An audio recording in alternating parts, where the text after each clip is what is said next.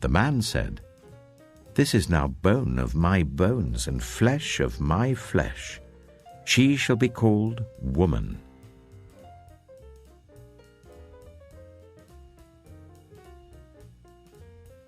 Ham, the father of Canaan, saw his father naked and told his 2 brothers outside. But Shem and Japheth took a garment and laid it across their shoulders. Then they walked in backward and covered their father's naked body. Their faces were turned the other way so that they would not see their father naked. When Noah awoke from his wine and found out what his youngest son had done to him, he said, "Cursed be Canaan. The lowest of slaves will he be to his brothers."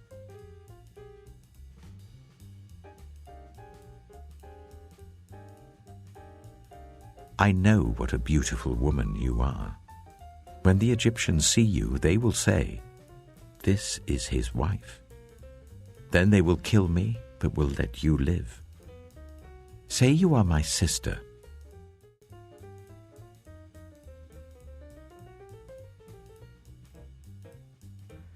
Sovereign Lord, how can I know that I will gain possession of it? So the Lord said to him, "Bring me a heifer, a goat and a ram, each 3 years old, along with a dove and a young pigeon."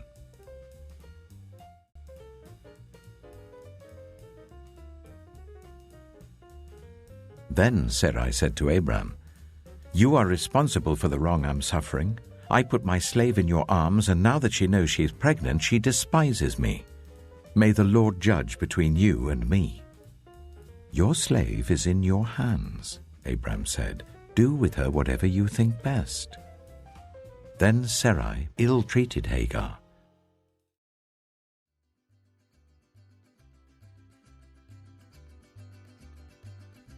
"You are now pregnant, and you will give birth to a son.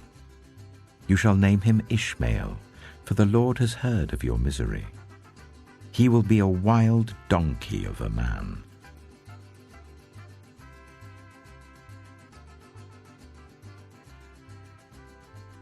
"Every male among you shall be circumcised. You are to undergo circumcision, and it will be the sign of the covenant between me and you. For the generations to come, every male among you who is 8 days old must be circumcised, including those born in your household or bought with money from a foreigner."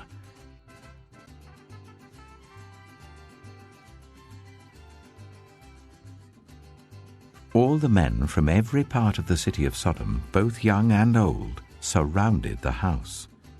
They called to Lot, "Where are the men who came to you tonight? Bring them out to us, so that we can have sex with them." Lot went outside to meet them and shut the door behind him and said, "No, my friends, don't do this wicked thing. Look, I have 2 daughters who have never slept with a man. Let me bring them out to you, and you can do what you like with them, but don't do anything to these men, for they have come under the protection of my roof." "Get out of our way," they replied. "This fellow came here as a foreigner, and now he wants to play the judge. We'll treat you worse than them." They kept bringing pressure on Lot and moved forward to break down the door. But the men inside reached out and pulled Lot back into the house and shut the door. Then they struck the men who were at the door of the house, young and old, with blindness, so that they could not find the door.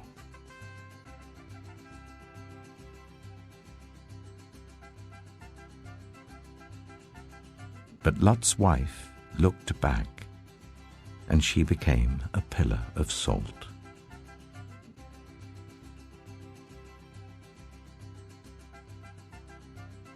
But God came to Abimelech in a dream one night and said to him, "You are as good as dead because of the woman you have taken."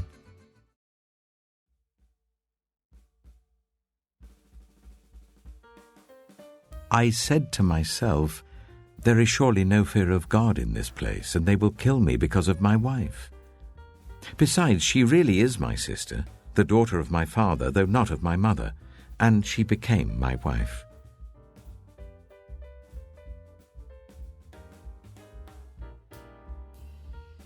But Sarah saw that the son whom Hagar the Egyptian had borne to Abraham was mocking. And she said to Abraham, "Get rid of that slave woman and her son, for that woman's son will never share in the inheritance with my son Isaac." The matter distressed Abraham greatly because it concerned his son.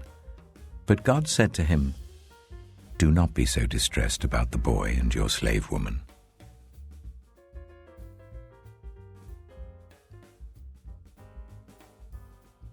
He bound his son Isaac and laid him on the altar on top of the wood. Then he reached out his hand and took the knife to slay his son. But the angel of the Lord called out to him from heaven, "Abraham! Abraham!" "Here I am," he replied. "Do not lay a hand on the boy," he said. "Do not do anything to him."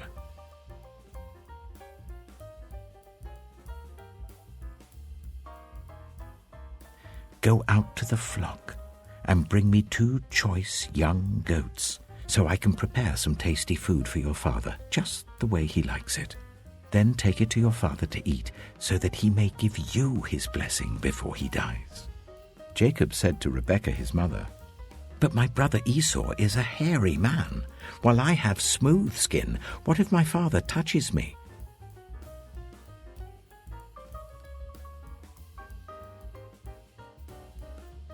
Then Rebekah said to Isaac, "I am disgusted with living because of these Hittite women. If Jacob takes a wife from among the women of this land, from Hittite women like these, my life will not be worth living."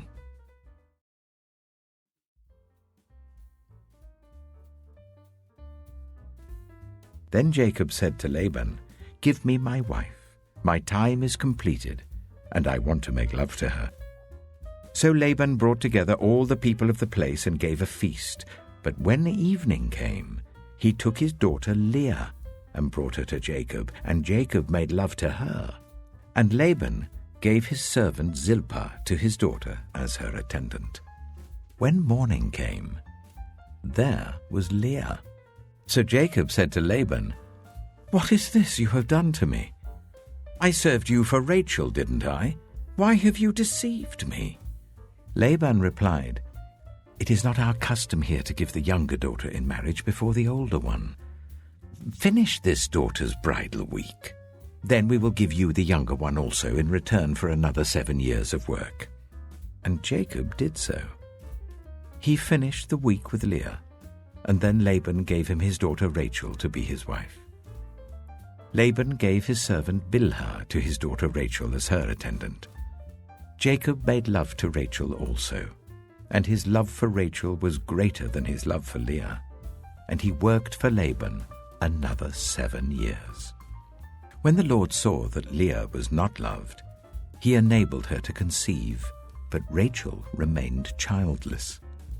Leah became pregnant and gave birth to a son. She named him Reuben, for she said, "It is because the Lord has seen my misery. Surely my husband will love me now." She conceived again, and when she gave birth to a son, she said, "Because the Lord heard that I am not loved, he gave me this one too." So she named him Simeon. Again she conceived, and when she gave birth to a son, she said, "Now at last my husband will become attached to me, because I have borne him 3 sons." So he was named Levi. She conceived again, and when she gave birth to a son, she said, "This time I will praise the Lord." So she named him Judah. Then she stopped having children.